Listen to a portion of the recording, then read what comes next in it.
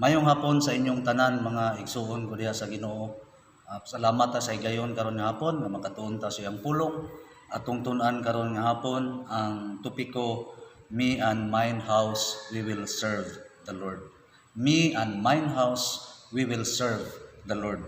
Sa atong basihanan sa atong pagtuon karon mga igsuon, makita nato diri sa Joshua chapter 24 verses 14 hangtod sa 23. Gusto nako basahon diya sa inyong atubangan. Now therefore fear the Lord and serve him in sincerity and in truth, and put away the gods which your fathers served on the other side of the flood and in Egypt, and serve ye the Lord. And if it seems evil unto you to serve the Lord, choose you this day whom ye will serve, whether the gods which your fathers served that were on the other side of the flood, or the gods of the Amorites in whose land ye dwell. But as for me and mine house, we will serve the Lord. No? So atong tunan karon nga hapon, me and mine house, we will serve the Lord. Serving the Lord as a family, mga igsoon, today is not commonly desired and practiced. Kadaghanan sa mga nag-serve sa Ginoo karon, ang mama lang, ang anak lang, so ang uban papa wala. Not commonly practice ang pag-serve sa Ginoo. So atong makita diri nga kabubuton diay sa Ginoo nga ang tibuok pamilya mao gyud ang mag-serve diha sa Ginoo. So atong makita nga dunay tulo ka institusyon nga atong makita nga gimugna ang Dios, ang family, ang church ug ang community. Malig-on lamang ang community kung ang family nagkahiusa sila o nya ang church mutabang pod. So mao ni siya nga dili ni sila pwede magbuwag tulo. So balikon ako kabubuton sa Dios nga matag usa ka pamilya nga gitukod o gimugna niya nga unta sila mag-alagad sa Ginoo. Kadaghanan sa mga tao karon nga ang ilang pamilya gikasal sila diha sa simbahan, may pagpanumpa sila diha sa simbahan, pero sa pag-alagad sa Ginoo wala sila. So ang Lord nga ginaistoryahan diri ni Joshua sa dihang miingon siya, but for me and mine house we will serve the Lord. Ang Lord nga iyang ginaistorya diri mga igsoon, mao nang invisible God, mao nang creator of everything, mao nang Lord nga giver of life, mao nang Lord nga dili created, no? Mao nang Lord nga nagtabang sa ila diri sa Joshua chapter 24 verse 17 ug 18. Mao nang Ginoo nga nagtabang sa ila nga makagawa sila gikan sa pagkaulipon sa Ehipto, ug mao nang Lord nga nagtabang sa ilahang pagconquer sa daghan nga mga kayutaan didto sa Kanaan. So atong makita mga igsoon, ang atong verse nagahisgot ni siya sa personal conviction o preferred choice ni Joshua sa iyang kinabuhi. Personal conviction ni Joshua o preferred choice ni Joshua sa iyang kinabuhi o sa iyang pamilya. Pag ingon niya, but for me and mine house, nagahisgot siya personal conviction, nagahisgot siya preferred choice in life. Nga sa ato pa mga igsoon, kanidi ang pag-alagad sa Ginoo kinahanglan, doon natay ginatawag personal conviction. Kinahanglan himuon nato ni siyang preferred choice sa atong kinabuhi. Mine house, nagaistorya ng mga igsoon sa strong influence ni Joshua sa iyahang leadership sa iyahang pamilya. So daghang mga papa ron walay strong leadership. Kung magdesisyon ang papa daghan sa mga anak, dili musunod sa papa, dili mo musanong sa mando sa pamilya. Pag ingon niya, me and mine house we will serve the Lord. Buti pasabot nga si Joshua, doon na siya leadership, siya iyahang panimalay, ang iyahang membro sa pamilya, nagarespeto niya ug mo cooperate kung unsa iyahang gusto nga himuon sa ilahang mga kinabuhi. Doon na sila ginatawag submission of leadership sa kang Joshua. As a leader nga igsoon atong makita, doon ay command si Joshua ug doon na siya good example nga gipakita sa ilaha. Ug doon na sila ginatawag mga igsoon, united goal in life, to serve the Lord. So si Joshua confident kay siyang mingon, but for me and mine house we will serve the Lord. So ang background aning Joshua chapter 24 mga igsoon, naana si Joshua sa ihang edad nga nagakatigulang siya, og niini nga panahon na mga igsoon na notified ni Joshua nga mga katawhan sa Israel, beside nga nag-alagad sila sa buhi nga Dios, nag-alagad pud sila sa mga Dios nga binuhat sa mga kamot sa tao, mga Diyos sa mga nason nga ilang nailog. So as a leader, atong makita diri gi-announce ni Joshua ang iyang personal conviction sa iyahang o sa ilahang choice, sa iyahang pamilya. Ingon niya kami mo serve me sa Ginoo lang yun. Ingon na niya sa mga katawan sa Israel, choose you this day of whom you will serve. But as for me and mine house, we will serve the Lord. So atong makita diri nga wala giingnan ni Joshua nga kinahanglan biyaan na ninyo. Atong makita nga si Joshua nasa iyang una-una nga it is very possible nga kining mga katawan sa Israel tungod kay tigulang na siya musupak niya kung muhagit sila nga mobiya sila sa laing Dios ug walagad sa tinuod nga Dios. Pero atong makita diri mga igsoon, si Joshua tinawad yapon sa mga katawan sa Israel. Kay kung atong makita na diri sa Joshua chapter 24:14 hangtod sa 23 mga igsoon, sa gisulti ni Joshua ingon niya, dili mo makalagad sa Dios ug sa mga Dios pagpili mo karon kung kinsay inyong alagaron. Atong makita ang mga katawan sa Israel maingon sila, ipahilayo kanamo nga mag-alagad mig Dios. Ang Dios ray among alagaron. Niingon si Joshua in chapter 19, ang Dios is a jealous God. Kinahanglan nga inyong biyaan ang inyong Dios. Diri sa verse 23, ang mga katawan sa Israel mituo sila kang Joshua ug ilahang pakigsaad nga biyaan nila ang ilahang Dios ug maalagad sila sa tinuod nga Dios. May galag, may nigugma, after ta nakadawat kang Ginoong Hesus nga atong Dios ug manluluwas, ang atong most important and primary things nga angay natong himuon as born again Christians, kini gyud mga igsoon ang pag-serve sa Ginoo.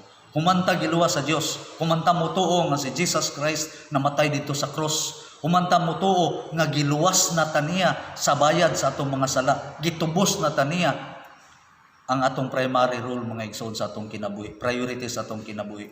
Mao gyud ang mag-serve sa Ginoo. Ug diri sa base sa bersikulo nga atong mga bersikulo nga atong gibasa mga igsoon, not only us but together with our whole family. Kinahanglan nagkakaihiusa gid kita sa pagpangalagad diha sa Ginoo mga igsoon. Ang service nga akong ginaingon din sa inyo mga igsoon, kining service nato sa Ginoo covers our whole lives activities. The way you think, kinahanglan nag-serve ka sa Ginoo sa imong mga panghunahuna. The way you talk sa imong inistoryahan, kinahanglan in serving the Lord na siya.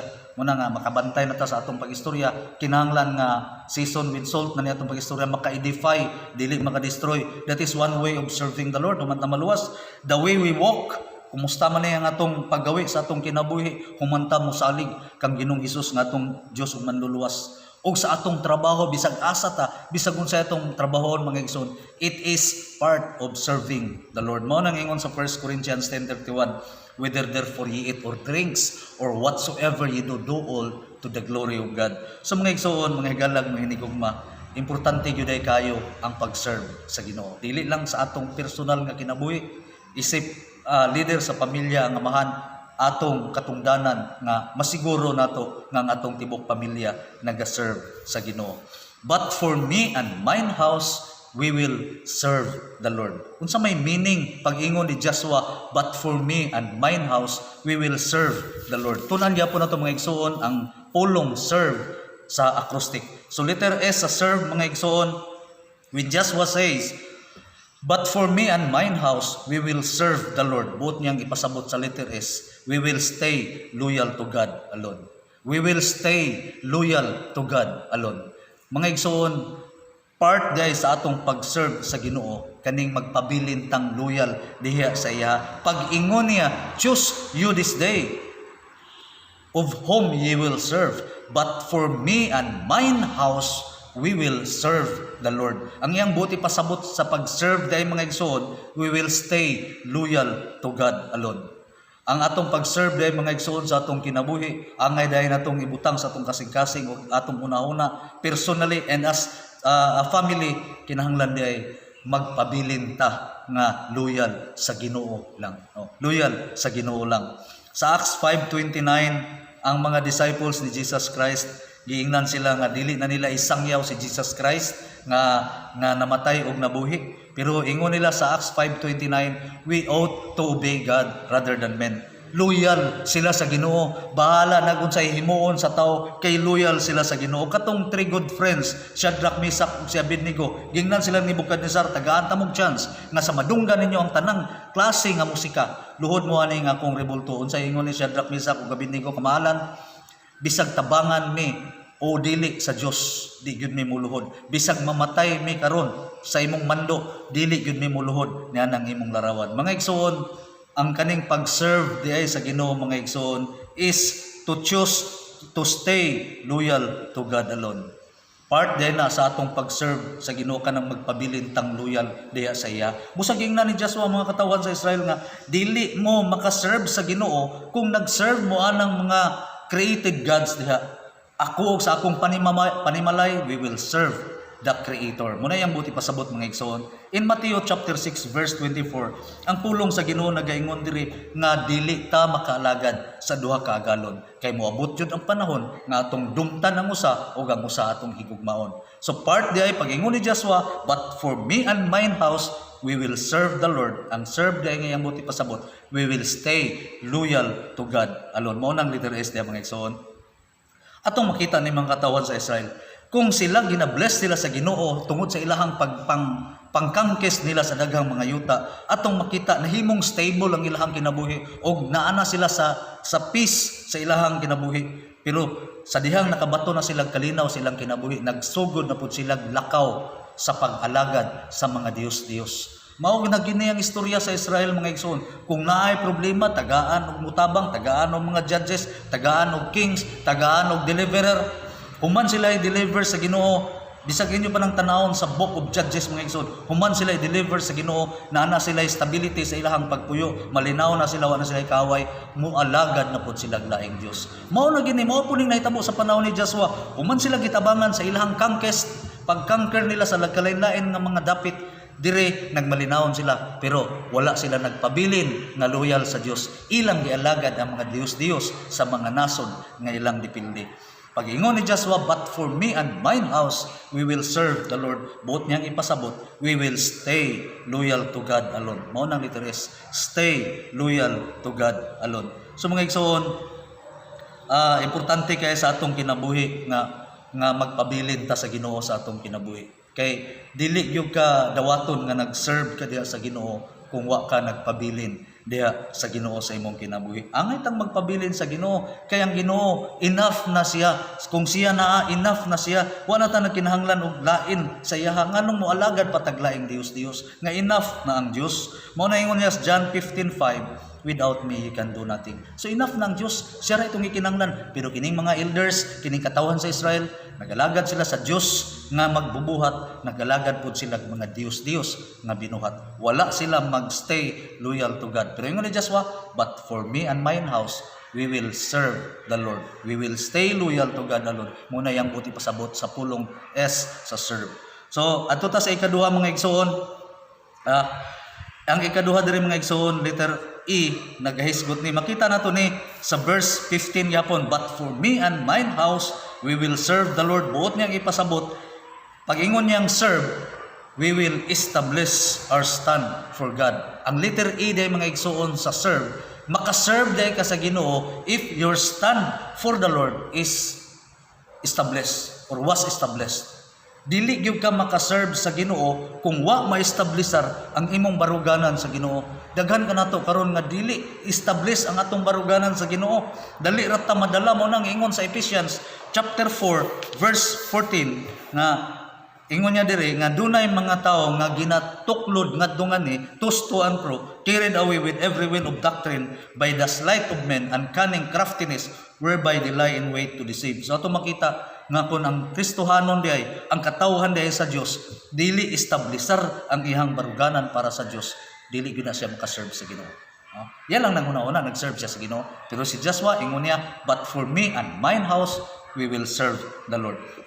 Nganong makaingon man ta mga igsoon nga establish ang stand ni Joshua for the Lord, kay dinhi atong makita iyang githatagan og choice ang mga tao, og dinhi atong makita nga establish ang iyang stand for the Lord because in public he announces his definite stand for the Lord. Ingon niya, bahala mo kinsa inyong alagaron, pagpili mo karong adlaw, but for me and mine house we will serve the Lord. Kalami kay no sa tibok panimalay mga igsoon na magkahiusa tas pagpangalagad sa Ginoo.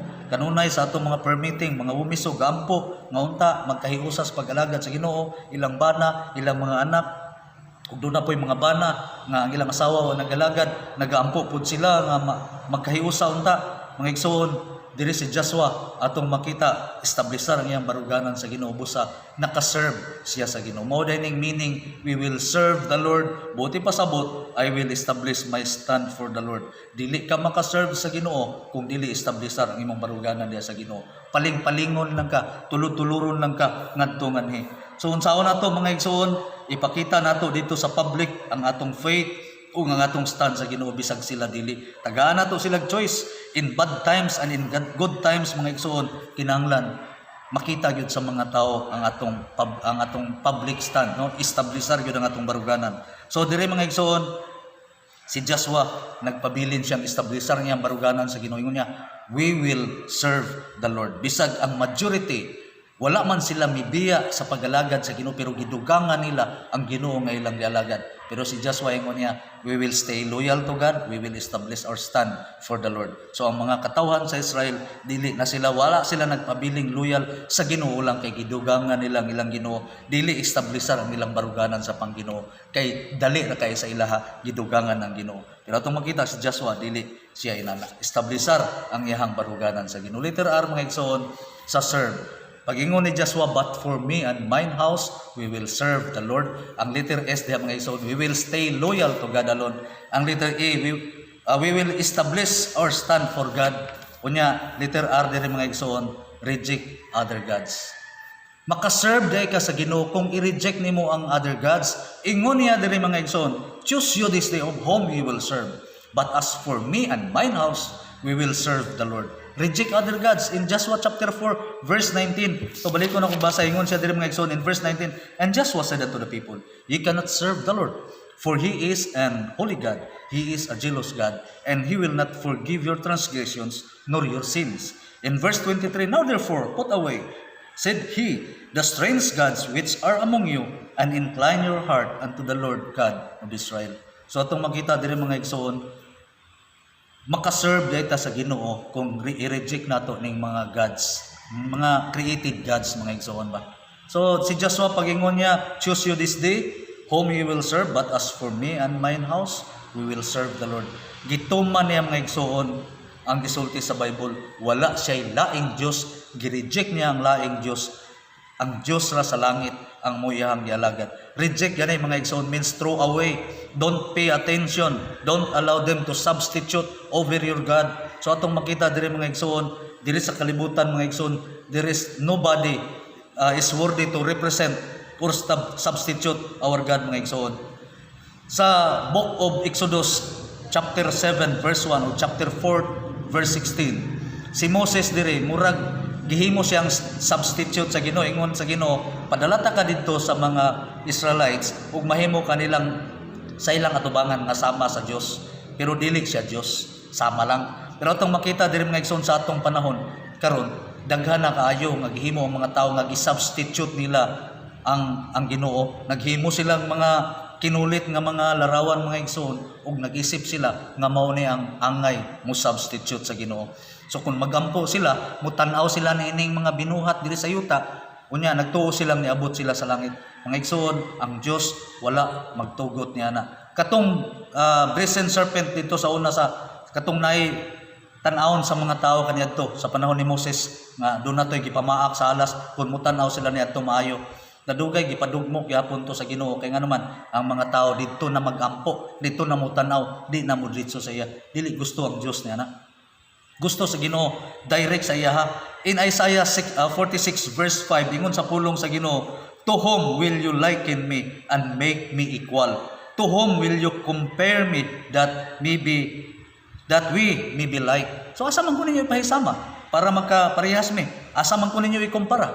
Atong makita mga igsoon, walay si bisan kinsa diri sa yuta nga pwedeng ikumpara sa Dios. Busa pag-ingon ni Joshua, but for me and mine house, we will serve the Lord. Buti pasabot, we will reject other gods in order to serve the Lord. So dili ka makaserve sa Ginoo kung dili nimo i-reject ng other gods nimo. So mga katawhan sa Israel, doon na sila ginatawag other gods. Sa Exodus chapter 20 verse 1 to 5 mga igsoon, wala gyud nagtugot ang Dios og paghimog mga larawan. Dili mo himo, dili mo yukbo ni ana nila. So sa Mateo chapter 6 verse 24, dili ka makaalagad og duha ka agalon. Time will come that you will serve more the other and reject the other one. So atong makita diha mga igsoon, isa ra gyud ang atong Dios. Singular ra gyud ang Dios. Busa dili nato siya pwede i-represent sa kang bisan kinsa. That's why in John chapter 4 verse 23 hangtod sa 24, ingon sa Ginoo, ang tinuod nga magsisimba mao katong nagsimba kanako diha sa espiritu sa kamaturan. Walay makit-an. Kining mga katawhan sa Israel kay naaman sila mga Dios-Diosan nga ilang gasimbahon, gidugang nila sa tinuod nga Dios. Katong mga Dios-Diosan nga ilang sininaan ug ilang alsahon. Mao man to ang giingon ni Joshua nga dili mo makaalagad sa tinuod nga Dios ug nianang inyong mga gituuhan nga mga Dios diha. So mga igsoon, pag ingon ni Joshua, choose you this day of whom you will serve, but for me and mine house we will serve the Lord. Buot niyang ipasabot, makaserve sila sa Ginoo kay i-reject nila ning mga other gods, idols. So mga igsoon, sa 1 Thessalonians 1:9 kanunay kuning balik-balikon sa katapusang phrase diya, ingon diri nga kining mga tawhana giunsa nila, saksi ako kung giunsa ni mga tawhana pagbiya ang Dios aron lang makaalagad sa tinuod nga Dios. Letter V sa serve. Letter V sa serve. Letter S sa serve, stay loyal to God alone. Letter E, establish your stand for God.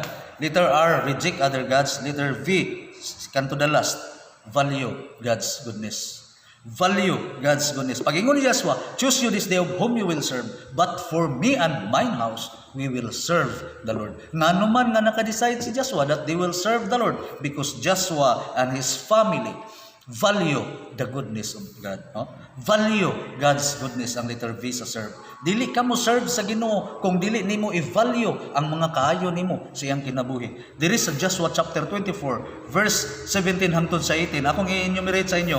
For the Lord our God, He is it that brought us up and our fathers out of the land of Egypt from the house of bondage, and which did those great signs in our sight, and preserve us in all the way wherein we went, and among all the people through whom we passed. And the Lord drave out from before us all the people, even the Amorites, which dwelt in the land. Therefore will we also serve the Lord, for He is our God.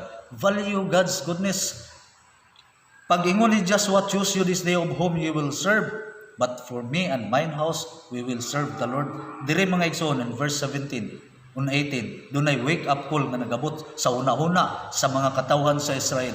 Ingon nila, dili mi moalagad ani mga Dios nga among gisimba karon, adto ra mi sa tinuod nga Dios. Kay ngano man ang tinuod nga Dios, siya ang nagtabang namo nga makagawas gikan sa Ehipto. Siya ang naguban sa among mga katigulangan. Siya ang nagtabang sa among pagkangkir nining mga kayutaan. Dili mi moalagad nining laing Dios, sa iya lang yun. Mga igsoon, you can serve God if you will value God's goodness to you. Di yun nimo ibaylo ang Ginoo sa imong kinabuhi kung i-value nimo kung giunsa ka pagatiman ug pagtabang sa Ginoo. Galag hinigugma daghan sa mga tao karon dali ra kay tanang malimot sa mga kaayo sa Ginoo. So kini mga Israelites, kung naa sila problema, muduol sila Ginoo. Kung wala na sila problema, muduol sila sa mga binuhat nga Ginoo. So ato makita dire gi-value nila ang goodness sa Ginoo. Unsa man ang goodness sa Ginoo, mao na mga igsoon ang enumerate diha sa Psalms 103.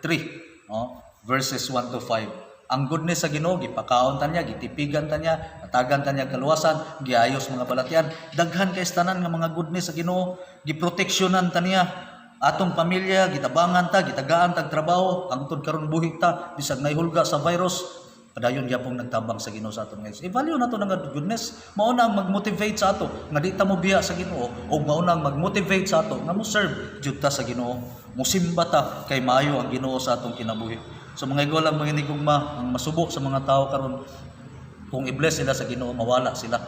Kung na sila sa problema, muduol sila sa Ginoo. Atong inumduman nga unta ang atong focus magapabilin gyud diha sa Ginoo. Si Job, bisag naa siya problema, nagapabilin siya sa Ginoo. Daghang mga tao sa Biblia, kung naa sila blessings, nagapabilin sila diha sa Ginoo.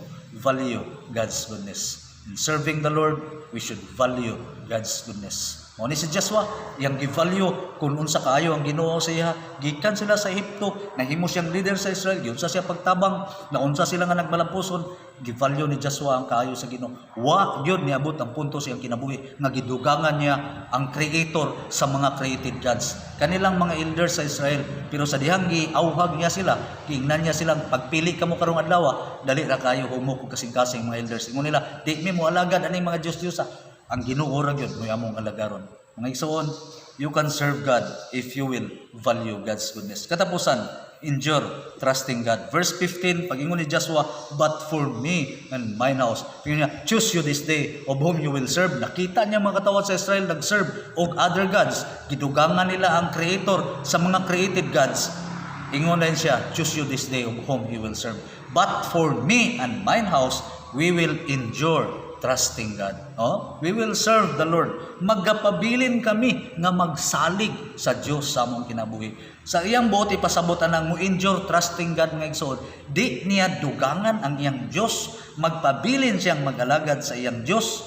Ang mga Israelites people nagsalig sa laing Dios, nagsalig pud sa Dios, pero si Joshua diri nisamot ang iyang kainit sa pagsalig sa Dios. Sa dihang ang mga katawhan mitalikod na si Joshua, nagpabilin siya, naglahutay siya nga nagsalig sa Dios. Mga igsoon, sa atong panahon karon nining pandemic, kinahanglan nga atong ipakita ang atong pag-serve sa Ginoo by enduring and trusting the Lord in our lives, no? Mulahutay ta sa pagsalig nato sa Ginoo. Dili lang kay mosalig ta sa Ginoo ug maayo tong kaimtang, wala tay problema. Niining panahon sa pandemic, ang itang mosalig sa Ginoo. Si Joshua, taliwala ang mga tao, nihawa na, nagdugang na silang Ginoo, pero si Joshua nagpabilin siya na nagsalig sa Ginoo. Oh. Wa mabali. Oh. So, sa Hebrews chapter 10 verse 38 to 39 mga igsoon, ang pulong sa Ginoo nagaingon, no? Now the just shall live by faith. But if any man draw back, my soul have no pleasure in him. But we are not of them who draw back unto perdition, but of them that believe to the saving of the soul. So atong makita, walay kalipay ang Dios kung di ta mulahutay sa atong pagtuo. So kung sa mga problema nga atong maagian mga igsoon, mulahutay ta nga magsalig sa Ginoo. That is way part of our serving, no? Nag-aalagad ka sa Dios kung nagalahutay ka. Pag ingon niya, but for me and mine house, we will serve the Lord niya. Buot niyang ipasabot, we will stay, sa letter S, we will stay loyal to God alone. We will establish our stand for God. We will reject other gods. We will value God's goodness. We will endure trusting God. Kumusta man ka igsoon, igala ginigugma sa imong kinabuhi. Kumusta man ang imong pagpangalagad sa Dios. Kumusta man ang imong pamilya, kauban man nimo o ikaw ray naniguro. Si Joshua, gisiguro gid niya nga nagalagad siya sa Ginoo. At the same time, gisiguro gid niya nga ang iyang tibok pamilya, madani niya, madasig niya nga magkuyog, makumbinsin niya nga magalagad sa Ginoo. Walay protesta pa niya, but for me and mine house, we will serve the Lord. Walay bisag usa sa iyang anak nga nagprotesta niya. Tanan sila mga igsoon, gusto sila nga mag-serve sa Ginoo. Mga igsoon, kinahanglan ta maghimog desisyon sa atong kinabuhi karon. Kinahanglan tang maghimog baruganan karon. Pag-serve the Lord ay mga igsoon, kinahanglan tang magpabilin nga loyal diha. Siya mo din na isa ka pamagi. Dili ta dawaton sa Ginoo kung dili ta loyal diha sa iya. Oh, bisan pa kung sa kadaghan sa imong mga sakripisyo. Kita na nimo sa Psalms 51 verse 17, bisan pa kung sa kadaghan sa imong sakripisyo. Kaya ang gusto sa Dios ang mahinulsulon nga kasing-kasing kung makasala ang sa Isaiah po chapter 1 ato pong makita daghan sa mga tawo naghalad sa Ginoo, wa pud sila gidawat. Oh, mga igsoon, kumusta man ang imong kinabuhi nining panahon na? Ngandoy ka ba nga mga lagad sa Ginoo? Kanang tinud-anay nga pagpangalagad sa Ginoo, way lain, way gidugang. Kontento ka ba sa imong pagpangalagad sa Dios?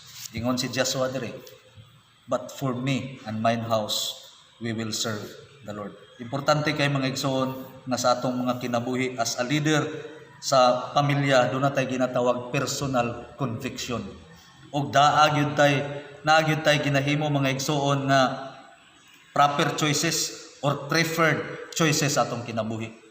Gwapo kayo ang iyang choice naragid sa Ginoo. So makaserve ka sa Ginoo kung magpabilin diri sa Ginoo. Inaawton ta mga igsoon sa panahon sa atong pandemic karon. Padayon unta mo musalig sa Ginoo ug padayon mo mag-serve sa Ginoo. Kalipay sa Ginoo mga igsoon, humantan niya giluwas nga mo serve ta sa iya. Buot pasabot aning mag-serve sa iya, siya lang walay lain. So inaawton ta nga ang Ginoo manggapanalangin kaninyo. Padayon gyapon ko mag-invite sa mga nara diri dool sa Clarin Bohol. Among simba diri alas 8:30 hangtod sa alas 10:45.